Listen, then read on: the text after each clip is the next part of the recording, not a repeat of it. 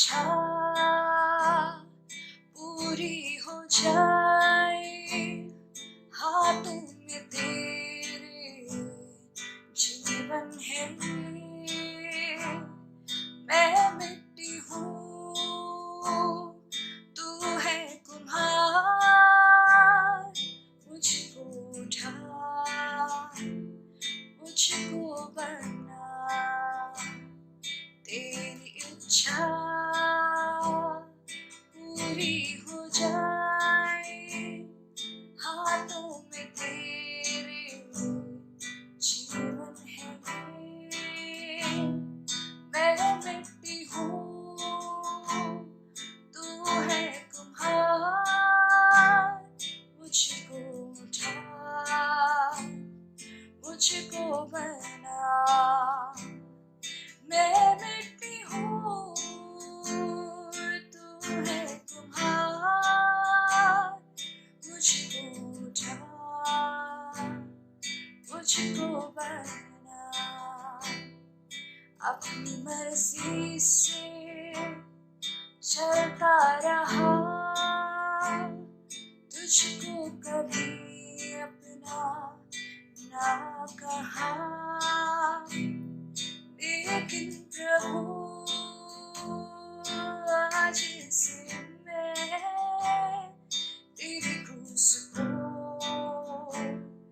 ले लेता हूँ। लेकिन प्रभु आज से मैं तेरी क्रूस को ले लेता हूँ। तेरी इच्छा पूरी हो जाए, हाथों में तेरे जीवन है। मैं मिट्टी हूँ,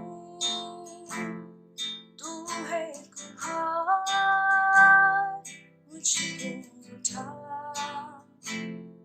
मुझको बना। मुझको उठा, मुझको बना। प्रभु यीशु मसीह के मधुर नाम में आप सबको जय मसीह की। मुझे उम्मीद है कि आप सब अपने अपने घरों में सुरक्षित हैं और प्रभु की उपस्थिति का आनंद उठा रहे हैं।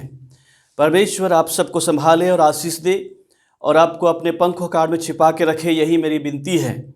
परमेश्वर की कृपा दृष्टि उसके दरवैयों के ऊपर हमेशा तक युगान युग बना रहता है और जिस किसी के ऊपर उस परमेश्वर की कृपा दृष्टि बनी रहती है वो व्यक्ति धन्य है, क्योंकि जीवित परमेश्वर उसके साथ रहता है, उसकी उपस्थिति रहता है। वह उसको अपनी उपस्थिति से घेरे रखता है और वह निरंतर परमेश्वर की उपस्थिति का आनंद अपने जीवन में, परिवार में उठाता है। परमेश्वर के नाम की हमदो सिताइश करें और उसके नाम की तारीफ़ करें जिसने हमको यह दिन दिया है। उस खुदावन का हम शुक्र कर सकते हैं जिसकी आशीष से हमारे जीवन में हर रोज़ नई होती जाती हैं। वो हमको नई नई आशीषों और वरदानों से नवाजता है और हमें अपने पंखों काड़ में घेर के रखता है। उस परमेश्वर के नाम की तारीफ़ करें। हालेलुया। परमेश्वर ने हम सबको संभाला है और अभी तक इस विषम परिस्थिति में हम उसकी उपस्थिति को अपने जीवन में बहुतायत से अनुभव कर रहे हैं। मैं ऐसा मानता हूँ आप उस परमेश्वर से लिपटे रहिए और वो आपसे लिपटा रहेगा। हालेलुया। जब हम उसके साथ साथ चलेंगे वो भी हमारे साथ साथ चलेगा और जब हम रुकेंगे तो भी रुक जाता है। वो धीरे धीरे हमको आगे को बढ़ाता है और हमारे गंतव्य जो उसने हमारे लिए ठहराया है, जब तक हम वहाँ नहीं पहुँच जाते हैं वो परमेश्वर हमारे साथ साथ रहता है। उसकी उपस्थिति हमारे संग संग बनी हुई है, इसलिए हम परमेश्वर का धन्यवाद कर सकते हैं। हालेलुया। इस हफ्ते भर मैं जानता हूं कि आप में से हर एक के जीवन में हर रोज़ एक जैसा नहीं रहा है। कभी ऊंचाई पहाड़ का समय रहा होगा आपके पास, अर्थात आप परमेश्वर की उपस्थिति को बहुतायत से अनुभव किए होंगे। तो ऐसा भी समय आया होगा जब आपने ऐसा महसूस किया कि आप किसी घाटी में से वादी में से होकर गुजर रहे हों, जहाँ पर हर प्रकार की समस्या और संकटों का आपको सामना करना पड़ा हो, लेकिन जब आप वहाँ से बाहर निकले होंगे तो आपको लगा कि यदि परमेश्वर आपके साथ वहाँ ना होता तो शायद आज तक आप जिंदा ना होते और आज के दिन की रोशनी आपके जीवन में ना चमकती। हालेलुया। परमेश्वर के नाम की तारीफ करें, उसके नाम की हम्द व सिताइश करें और उसको धन्यवाद करते रहें। जो कुछ उसने हमारे जीवन में किया है उसके उपकारों को कभी ना भूलें, क्योंकि वो हमारे जीवन में हर प्रकार के आशीषों से हमको आशीषित करता है। हालेलुया। परमेश्वर सबको आशीष दे और आपको अपने अपने घरों में संभाल के रखे। आप बहुत ज़रूरी काम हो तभी आप भीड़ भड़ा के इलाके में जाएं, अन्यथा आप अपने घरों में ही रहें और सुरक्षित रहें, यही हमारी प्रार्थना है। आज सुबह जो परमेश्वर ने मेरे मन में डाला है, जिस विषय पर मैं आपके साथ चर्चा करूं, वो ये है कि क्लेज प्रोटेस्ट टू द पॉटर। एक मिट्टी जो है कुम्हार का कैसा विरोध करता है, उस विषय पर मैं चर्चा करना चाहूँगा। और इसके लिए हम लोग यशायाह नबी की किताब उसका 45 अध्याय और 9 वचन पढ़ेंगे।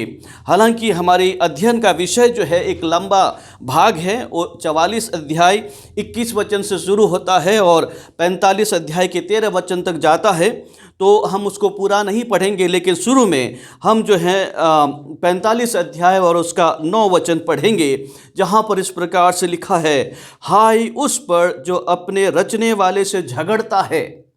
ध्यान से सुनिए, हाय उस पर जो अपने रचने वाले से झगड़ता है, वह तो मिट्टी के ठिकरों में से एक ही ठिकरा है। क्या मिट्टी कुम्हार से कहेगी? अब ये सवाल यहाँ पर है, तू यह क्या करता है? क्या कारीगर का बनाया हुआ कार्य उसके विषय कहेगा, उसके हाथ नहीं है? इसके साथ ही मैं सोचता हूँ कि 10वां वचन भी पढ़ लें या उसके साथ 11वां भी पढ़ लेते हैं तो ज़्यादा उचित रहेगा। हाय उस पर जो अपने पिता से कहे, तू क्या जन्माता है, और माँ से कहे, तू किसकी माता है? यहोवा जो इस्राएल का पवित्र और उसका बनाने वाला है, वह यूँ कहता है, क्या तुम आने वाली घटनाएं मुझसे पूछोगे? क्या मेरे पुत्रों और मेरे काम के विषय मुझे आज्ञा दोगे? हालेलुया। अजीजों, मैं जानता हूँ कि यह वचन आपने कई बार पढ़ा है और इसके ऊपर कई संदेश भी सुने होंगे, और जब भी आपने इस अनुच्छेद में से परमेश्वर के वचन का संदेश सुना है तो आपको शायद कुछ नया प्रकाशन मिला होगा। और परमेश्वर ने जो बात मेरे मन में आज डाली है कि क्या मिट्टी जो है कुम्हार का विरोध कर सकता है? क्लेज प्रोटेस्ट टू द पॉटर। आज का अध्ययन का विषय जो है क्लेज प्रोटेस्ट टू द पॉटर है, मिट्टी का कुम्हार से झगड़ा। और ये बड़ा विचित्र सा सब्जेक्ट है, विषय है कि क्या मिट्टी और कुम्हार के बीच में झगड़ा हो सकता है? वचन में कुछ इसी प्रकार की बात लिखी है, तो ऐसा लगता है कि संभावना है कि मिट्टी जो है अपने बनाने वाले कुम्हार के साथ वाद विवाद कर सकता है या उससे पूछ सकता है कि तुम ये मेरे जीवन में क्या करते हो, मेरे साथ क्या कर रहे हो। इससे पहले कि हम इस अनुच्छेद पे आइए हम ये जानने का प्रयास करें कि आखिर यशायाह कौन थे और कब थे।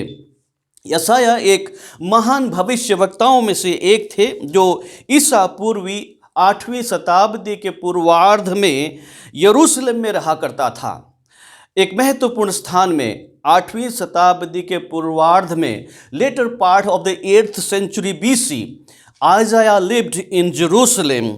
और यह किताब जो है यशायाह नबी की किताब, परमेश्वर ने अपने दास भविष्यवक्ता यशायाह के द्वारा लिखवाया और हम तक पहुंचवाया है। इस पुस्तक को हम 3 भागों में बांट सकते हैं।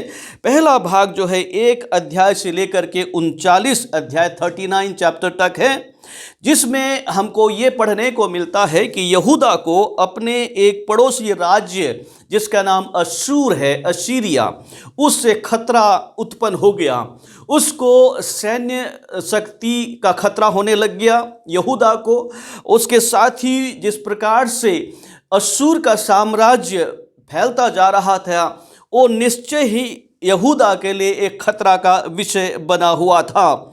और इन 39 अध्यायों में हम इस मुसीबत का यशाया भविष्यवक्ता के द्वारा एक सजीव वर्णन पाते हैं। एक बहुत ही सजीव चित्र हमारे सम्मुख प्रस्तुत करता है कि किस प्रकार से यहूदा के लोग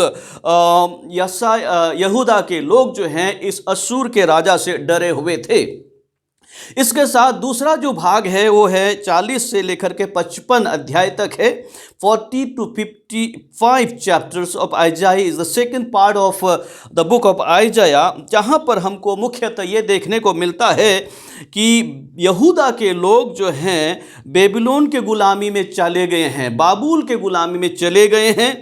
और जब वो बाबुल के गुलामी में चले गए हैं तो हताश और दुखी और परेशान हैं।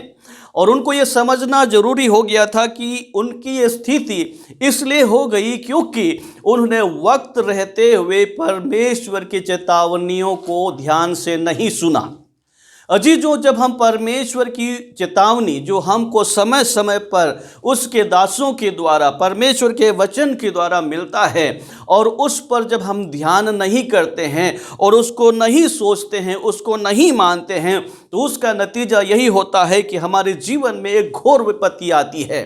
ये इसलिए नहीं आती है कि हमको नाश करे या विनाश करे, बल्कि इसलिए आता है कि वो हमको चिताए और समझाए कि देखो तुमने ये गलत काम किया और आपको वापस लौट के आने की ज़रूरत है। इसलिए मसीही के जीवन में पश्चाताप एक बहुत ही महत्वपूर्ण स्थान है। सो ये 40 से लेकर के 55 अध्याय जो है, यहूदा के लोग बाबुल के गुलामी में जा चुके हैं, वो बंधुआई में हैं, दुखी हैं, हताश हैं, निराश हैं। ये बिल्कुल स्पष्ट है कि कौन ऐसा व्यक्ति होगा जो गुलामी में हो, विदेश में हो, पराये लोगों के बीच में हो, हर वक्त उसको ताना दिया जाता हो, और वो किस प्रकार से आनंदित कर सकता है। निश्चय ही इस प्रकार की घटनाएं हर किसी के जीवन में एक मायूसी को उत्पन्न करता है और उसके बाद उसको सोचने के लिए मजबूर करता है कि उससे कहाँ गलती हो गई। मुझे यह भाग जो है भजन 137 में इसकी जो तस्वीर है भजन 137 में दिखाई देती है, जहाँ पर इन लोगों ने बंधुआई में एक गीत गाने के लिए लोगों ने इसको कहा, इन लोगों को कहा तो उनका प्रत्युत्तर इस प्रकार से है। भजन 137 में लिखा है, बेबीलोन के नहरों के किनारे हम लोग बैठ गए और सिय्योन को स्मरण करके रो पड़े। ये उस स्थिति, उन लोगों की स्थिति है जो बाबुल की बंधुआई में हैं, और ये गीत उनके मन से निकल रहा है, एक विलाप गीत है, एक रोना है, एक पश्चाताप है, एक पछतावा है, और वो सोचते हैं कि हम यहाँ कैसे पहुँच गए हैं। इसलिए लिखा है, बेबीलोन की नहरों के किनारे हम लोग बैठ गए और सिय्योन, अपने देश, मेरा घर, उसको स्मरण करके रो पड़े। उसके बीच के मजनू वृक्षों पर हमने अपनी वीणाओं को टांग दिया। संभवतः ये वाद्य यंत्र वे अपने परमेश्वर की स्तुति आराधना करने के लिए प्रयोग करते होंगे। अब वह उसमें से धुन नहीं निकाल पा रहे हैं, उसको बजा नहीं पा रहे हैं, उन्होंने वृक्षों पे टांग दिया। और लिखा है, क्योंकि जो हम को बंदी बनाकर ले गए थे, उन्होंने वहाँ हमसे गीत गवाना चाहा और हमारे रुलाने वालों ने हमसे आनंद चाहकर कहा, सिय्योन के गीतों में से हमारे लिए कोई गीत गाओ। और उसके बाद देखिए किस प्रकार से ये लोग अपने मन में हताश और परेशान हैं। चौथे वचन में लिखा हुआ है, हम यहोवा के गीत को पराए देश में कैसे गाएं। हालेलुया। हम परमेश्वर के गीत को दूसरे देश में जाकर कैसे गाएं। उनको एक किस्म का पछतावा है, एक रोना आ रहा है और उनको समझ में आ रहा है कि हमसे कोई गलती हो गई है और इसीलिए शायद परमेश्वर ने हमको बंधुआई में भेज दिया है, हम दूर चले गए हैं। ये इसलिए हुआ क्योंकि उन्होंने गुनाह किया और गुनाह के बदले में उन्होंने पश्चाताप नहीं किया और गुनाह के दलदल के गर्त में डूबते चले गए। और जब हम अपने गुनाहों से वापस लौट के नहीं आते हैं तो यही हाल हमारी भी होती है। ये इस पुस्तक के दूसरे भाग 40 से लेकर के 55 अध्याय में पाया जाता है।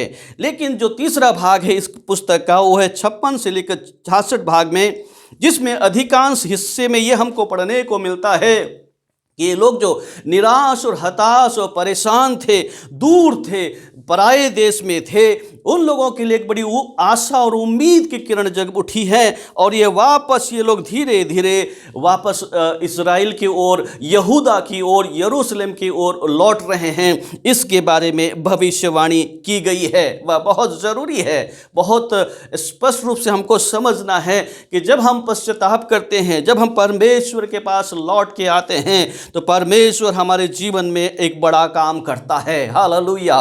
वो हमको हमारे परिस्थितियों में नहीं छोड़ता है, हम जिस हाल में रहते हैं वहाँ से उठाकर खड़ा कर देता है, हमको वापस ले आता है, हमको ओरिजिनल पोजीशन में बैठाता है, जहाँ से हम गिरे थे वहाँ हमको लौटा के ले आता है। ये किताब इसी विषय के ऊपर चर्चा करता है। अब आज का जो संदेश है कि क्या मिट्टी कुम्हार से झगड़ा कर सकता है, क्या मिट्टी कुम्हार से प्रश्न उठा सकता है, इस विषय के ऊपर हम चर्चा करेंगे। क्लेज प्रोटेस्ट टू द पॉटर, ये क्या, इसके लिए हमने यशायाह नबी की किताब 45 अध्याय जो कि दूसरा भाग है, इस पुस्तक का दूसरा भाग है, उसके बीच में 9 से लेकर के 11 वचन तक पढ़ा है।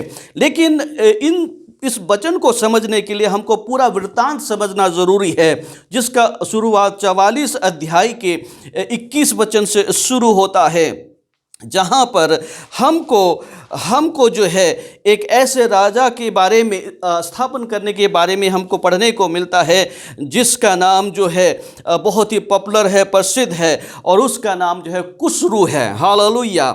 और 44 अध्याय की 21 वचन में लिखा है, हे याकूब, हे इस्राएल, इन बातों को स्मरण कर, तू मेरा दास है, मैंने तुझे रचा है। हे इस्राएल, तू मेरा दास है, मैं तुझको ना भूलूंगा।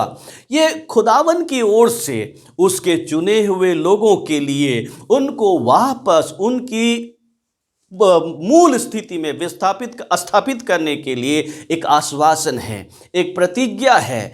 हालेलुया। जिसको खुदावन ने चुना है, चाहे वो उसके उपस्थिति से दूर चला जाए, चाहे वो दुनिया में खो जाए, लेकिन परमेश्वर का वचन उसको ढूंढते हुए उसके पास आता है और उसको वापस ले आता है, उसकी प्रतिज्ञा करता है।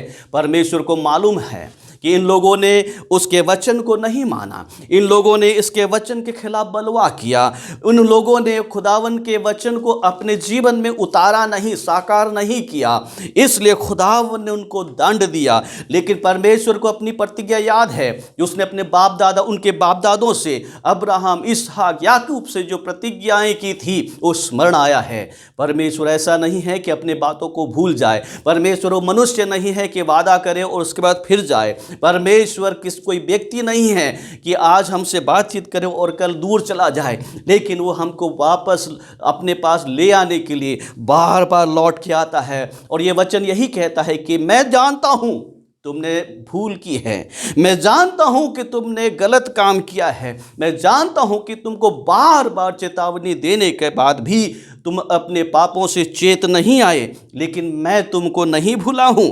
मुझे स्मरण है, मुझे याद है और मैं तुम्हें कभी ना भूलूंगा। हालेलुया। परमेश्वर का इस वचन के लिए खुदावन का धन्यवाद हो। अजीजों, परमेश्वर से हम कितने भी दूर चले जाएं, वो हमको याद रखता है, स्मरण रखता है। हमें अपने हथेलियों पे लिखा है, हमारा नाम लिखा हुआ है, अपना चेहरा लिखा हुआ। जब अपने हथेली को देखता है और जब हम पुकारते हैं, संभव तो हमको देख लेता है और उन्हीं के लिए छुटकारे का एक इंतज़ाम वो करता है। यद्यपि इन लोगों ने तरह तरह के पाप किया, मूर्ति पूजा किया, सब चीज़ें की, लेकिन खुदावन का कलाम उनको नहीं छोड़ता है।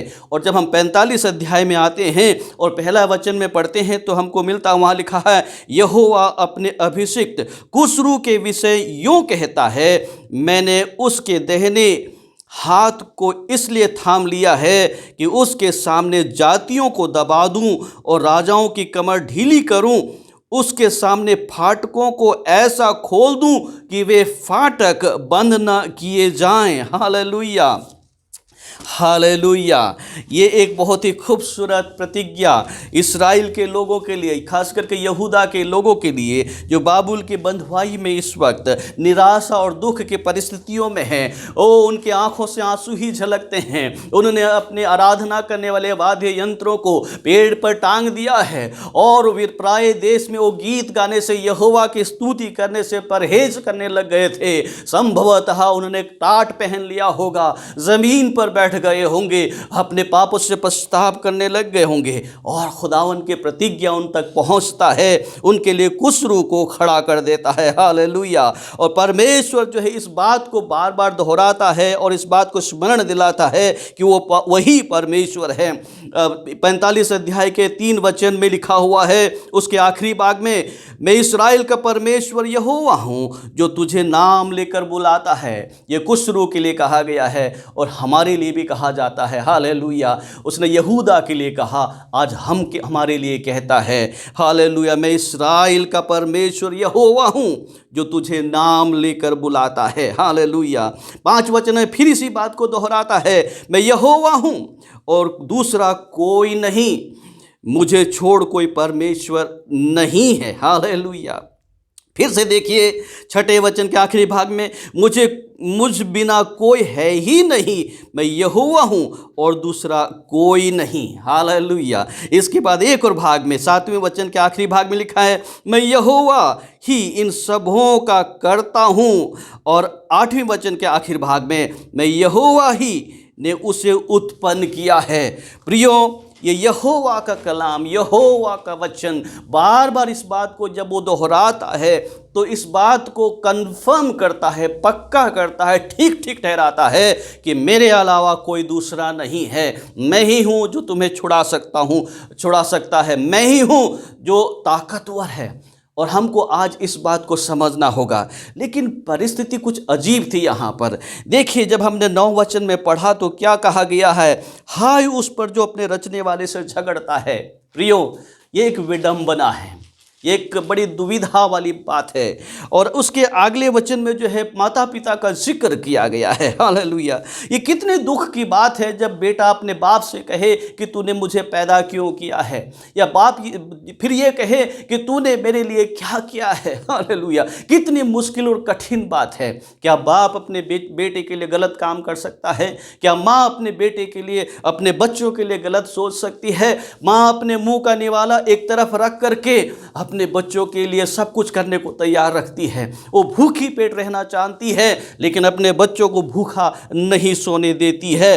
वो माँ है, लेकिन उसके खिलाफ जब कोई बेटा या बेटी सवाल उठाता है तो ये सबसे बड़े दुख की बात है। और ऐसा लगता है कि परमेश्वर ने यहाँ पर अपने आप को बाप की जगह पे रखा और फिर उसके बाद इज़राइल यहूदा के लोगों से ये प्रश्न पूछता है। और संभवतः शायद उन्होंने परमेश्वर से प्रश्न किया होगा, इसीलिए यहाँ पर लिखा है, हाय उस पर जो अपने रचने वाले से झगड़ता है। प्रियो, क्या हम अपने रचने वाले से झगड़ सकते हैं? क्या हम उस परमेश्वर से लड़ सकते हैं जिसने सब कुछ अपने शब्दों के द्वारा बनाया है? क्या उस सर्वशक्तिमान परमेश्वर से हम ये कह सकते हैं कि प्रभु ये कोरोना क्यों मेरे जीवन में आया? हम नहीं कह सकते। वो जानता है, वो भूतकाल का परमेश्वर है, वर्तमान का है और भविष्य का भी है। वो तीनों कालों को जानता है, उससे कोई बात छिपी नहीं है। वो हमारे जीवन के हर एक भागों में उसकी उपस्थिति बनी रहती है। हम उस रचने वाले परमेश्वर से नहीं झगड़ से। भजन 147 में स्पष्ट रूप से कहा गया है कि जब मैं गुप्त में बनाया जाता था तूने मेरे उस तत्व, बेडोल तत्व को देखा है। यह रहस्य बहुत बड़ी है अजीजों। कैसे छोटे से चीज से हम बड़े हो गए हैं। किसने किया हमको ऐसा? सिर्फ परमेश्वर ही, जो हमारा रचने वाला है। और उस रचने वाले से आज हम कह सकते हैं कि तूने ये क्यों किया। कई बार हम उससे सवाल करते हैं, पूछते हैं, कई बार हम प्रार्थना करते हैं कई विषयों के लिए।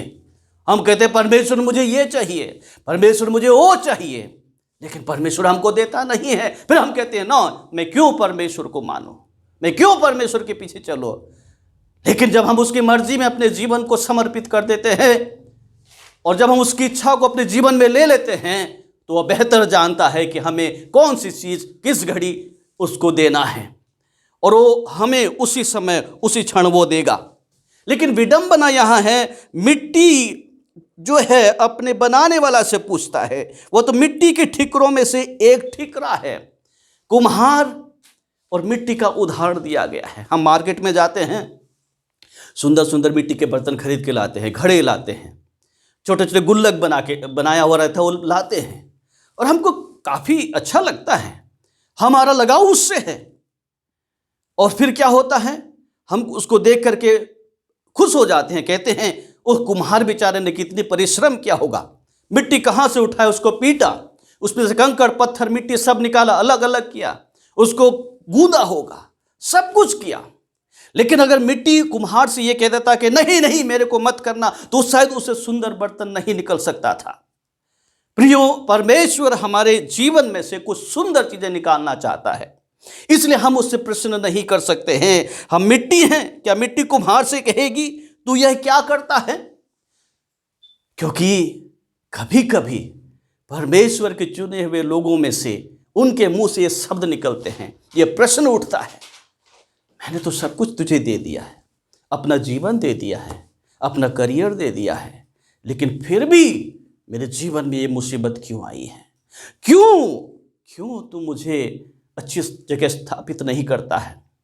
प्रियो, स्मरण रखे, वो सृष्टिकर्ता है, वो जानता है कौन सी चीज़ कहाँ किस वक्त होना है।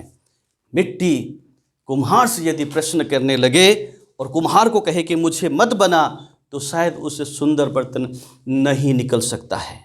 उससे सुंदर बर्तन तभी निकलेंगे जब मिट्टी जो है अपने आप को, मिट्टी अपने आप को कुम्हार के हवाले करे, और जब वो कुम्हार के हवाले कर देता है तो उससे सुंदर लुभावने वस्त्र बर्तन बन के सामने आते हैं। हम खुदावन से सवाल नहीं कर सकते। संभवतः यहूदा के लोगों में से कई लोगों ने यही प्रश्न उठाया होगा, क्या तूने हमें छोड़ दिया? क्यों हमको इस गुलामी और मायूसी के जीवन में ले आया है? हमें वापस ले आ। उसके प्रभुत्व को शायद उन्हें फिर से स्वीकार किया होगा। यह अवश्य है कि हम परमेश्वर के प्रभु सत्ता को अपने जीवन में उतारें। वो बेहतर जानता है, चाहे हम मायूसी की घड़ी में से होकर गुजरे, वो हमारे संग बना रहता है। प्रियो, आज सुबह हमने यशायाह नबी की किताब में से उन 3 भागों में से देखा। पहले भाग, जब उनको अशूर के राजा से एक डर पैदा हो गया था, क्योंकि अशूर के राजा की सामरिक शक्ति बढ़ गई थी। इनको डरना नहीं चाहिए था, क्योंकि सर्वसामर्थी परमेश्वर उनके साथ है, लेकिन इसलिए डरने लगे थे क्योंकि उन्होंने परमेश्वर को अपने जीवन से अलग कर दिया था। हम तभी डरते हैं जब खुदावन हमसे दूर चला जाता है। वो जाता तो नहीं है, हम खुद चले जाते हैं, वो हमारे पीछे पीछे चला आता है। वो ये डरने लग गए, और डर का फल ये हुआ, ये गुलामी में चले गए ये लोग। अजीजों, जब हम परमेश्वर की चेतावनी को अपने जीवन में नहीं लेते हैं, तो हम उसी से सवाल उठाने लग जाते हैं, तू कौन है? तूने मेरे लिए क्या किया है? तूने यहाँ तक कैसे पहुँचाया मुझे? और कई चीज़ें हमारे मन में उठता है। लेकिन कुम्हार को बेहतर पता है, उसके दिमाग में बेहतर चलता रहता है कि उसे मिट्टी से क्या बनाना है। यदि वो अपना हाथ रोक ले, अपने पहिया को रोक ले, तो उससे कभी भी सुंदर वस्तु, सुंदर बर्तन, सुंदर गमला नहीं बन सकता है। मिट्टी कुम्हार से प्रश्न नहीं कर सकता है, अपने बनाने वाले से प्रश्न नहीं कर सकता है। प्रियो, आइए हम इस बात को स्मरण रखें, चाहे हम अंधकार भरी तराई में से होकर क्यों न गुजर रहे हों, चाहे हमारे जीवन में चारों ओर अंधकार सा जीवन दिखाई देता हो, चाहे हमको ऐसा लगे कि अब हमारे लिए कोई उम्मीद नहीं बची है, हम हियाव ना हारें, क्योंकि कुम्हार को पता है उस मिट्टी में से कुछ अच्छी वस्तु उसने निकालना है, और जिस दिन वो निकल जाएगा उसी दिन उसको बाहर लाके खड़ा कर देगा, और सब उसको देख करके आकर्षित होंगे और प्रभावित भी होंगे और कहेंगे कि ये किसने बनाया है। हालेलुया। परमेश्वर हम पर दया करे। आइए हम परमेश्वर से वाद विवाद ना करें, उसकी मर्जी में अपने जीवन को समर्पित कर दें, और जब हम अपने जीवन को उसकी मर्जी में समर्पित कर देते हैं, हमारे जीवन से अच्छी अच्छी वस्तुएं निकालता है, और उसे ही पता है कि कब इस देह में से, इस मनुष्य के जीवन में से अच्छी वस्तु कब निकलेगी। हम उससे प्रश्न नहीं कर सकते हैं, ना ही सवाल कर सकते हैं, बल्कि हमें सिर्फ उसकी मर्जी में अपने जीवन को समर्पित करने की आवश्यकता है। मैं अपने माँ बाप से प्रश्न नहीं कर सकता हूँ कि तुमने मुझे क्यों पैदा किया। हालेलुया। हाँ, उसी तरह से हम परमेश्वर से भी विवाद नहीं कर सकते हैं। आइए हम अपने जीवन को फिर से उस खुदावन के हाथों में समर्पित करें और उससे विनती करें, प्रभु यदि मैं तुझसे दूर चला गया हूँ तो मुझ पर दया कर। हम पश्चाताप करें, लौट आएँ उस मुक्तिदाता के पास, सृष्टिकर्ता के पास, उस कुम्हार के पास, जिसके हाथों में हमने अपने आप को दे दिया है, और वो सही समय पर, नियुक्त समय पर हमें बाहर खड़ा करेगा। परमेश्वर सबको आशीष दे। आइए हम दुआ करें। हालेलुया। प्यारे परमेश्वर पिता, आज सुबह की इस सुंदर समय के लिए हम तेरा धन्यवाद करते हैं, जो तेरी बड़ी दया और कृपा के द्वारा हमको मिला है। तूने हमें यहाँ तक संभाला है प्यारे प्रभु जी, और अपने पंख काड़ में छिपा कर रखा है। प्रभु, हमारे जीवन में चारों तरफ एक विचलित करने वाला माहौल और वातावरण बन चुका है।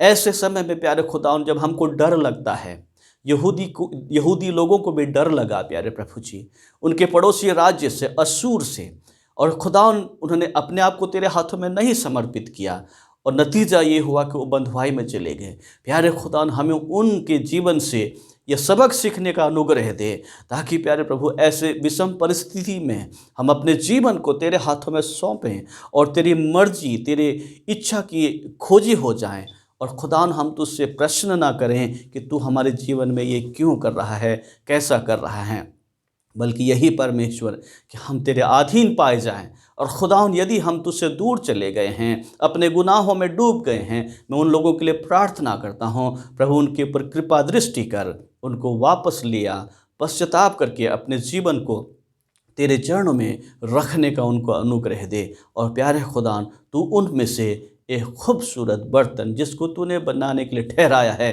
बनकर बाहर निकल आए। प्रभु, हम सबको आशीष दे और संभाल, हर एक को संभाल, और खुदा अपने पंख काड़ में हम से हर एक को छिपा के रखना। तेरा धन्यवाद करते हैं प्यारे प्रभु, तूने हमारी प्रार्थना सुना, इसके लिए हम तेरा शुक्र करते हैं, और हम ये विनती अपने उद्धारकर्ता प्रभु यीशु मसीह के नाम से मांगते हैं। आमीन।